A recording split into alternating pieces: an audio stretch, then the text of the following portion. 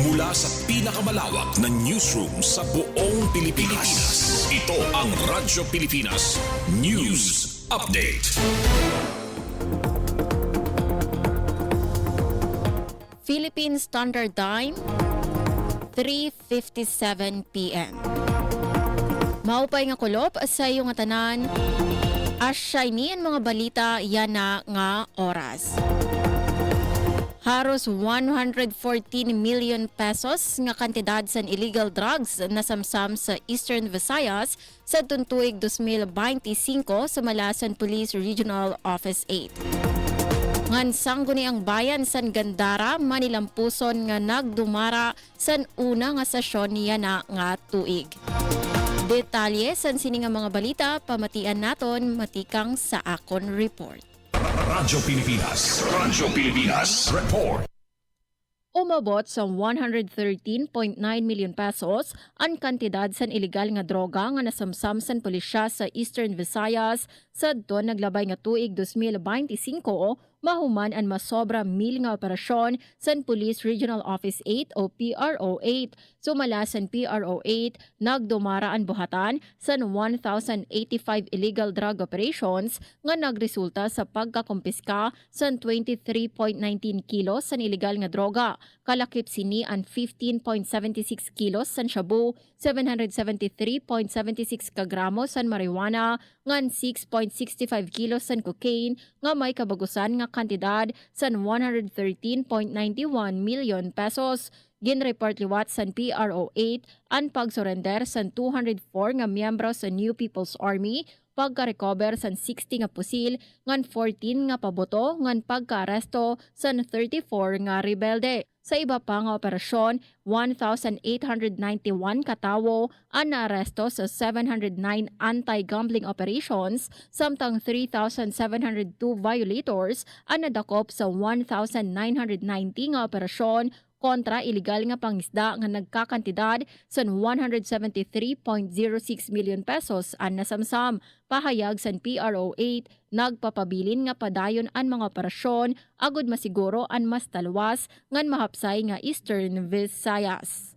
Didto naman sa bungto san Gandara, Samar, igindumara san sangguni ang bayan san Gandara, Samar ang una nga regular nga sesyon san tuig kakulop Enero 5, 2026 sa SB Session Hall san LGU Main Building nga formal nga nag-abre sa legislative calendar para sa yana nga tuig. Sa nasabi nga sesyon, ginhisgot ang mga importante nga tupiko kasumpay sa lokal nga pangobyernuhan, mga programa nga pankauswagan ngan pagpapaupay sa serbisyo publiko. Katuyuanan sa diskusyon nga mas mapakusog ang mga polisiya ngan inisyatiba nga nagbabaton sa panginahanglan sa mga mulupyo sa Gandara.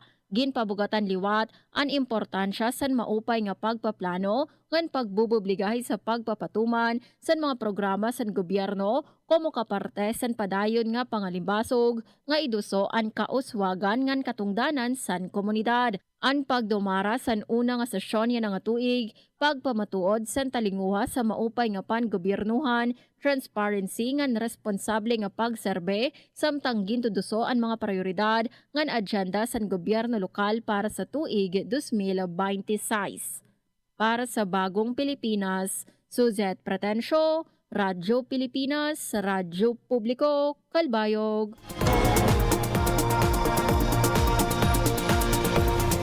Sa aton katapusan nga mga balita, sunog sa warehouse sa Lawang, Northern Samar nagresulta sa 2 milyones ka pesos nga danyos. Ngan 54 nga sakos ng basura na kolekta durante sa ginbuhat nga cleanup drive sa Bubon, Northern Samar. Detalye sa mga balita matikang kan Charmaine Perito Balves. Radyo Pilipinas Report. Maabot 2 milyones pesos ang danyo sa sunog sa usang warehouse sa Barangay Rawis, Lawang, Northern Samar. Base sa report, naglarab ang kalayo pasado alas 10 ng gabi sa bodega nga gintatag iya sa usang nga negosyante kundiin nasunog ang mga stocks ug kagamitan. Dagmit nga nagresponde ang mga personahe sa Lawang Municipal Police Station, kaupod ang mga bumbero, tikang sa Bureau of Fire Protection, BFP Lawang ug BFP San Roque para pugngan ang pagsarang san kalayo. Kahuman ang haros usa ka oras nga operasyon gindeklara nga far out pasado alas 11:25 san gabi. Waray naman na i-report nga napatay o nasamaran sa insidente. Padayon pa ang investigasyon sa Bureau of Fire Protection para matudlok ang kausa sa sunog.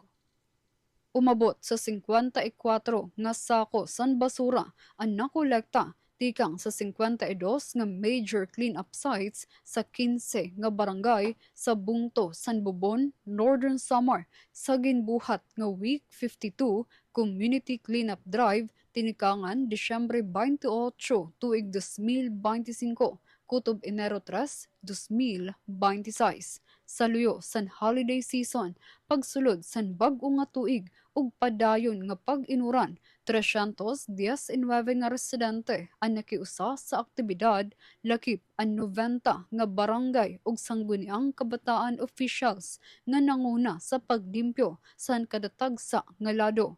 Katuyuanan sa cleanup drive nga mamintenar ang kalimpyo san komunidad ug maibanan ang kadelikaduhan san pagbaha ug sakit dinabi na sa mga lugar nga perme apektado san malain nga panahon.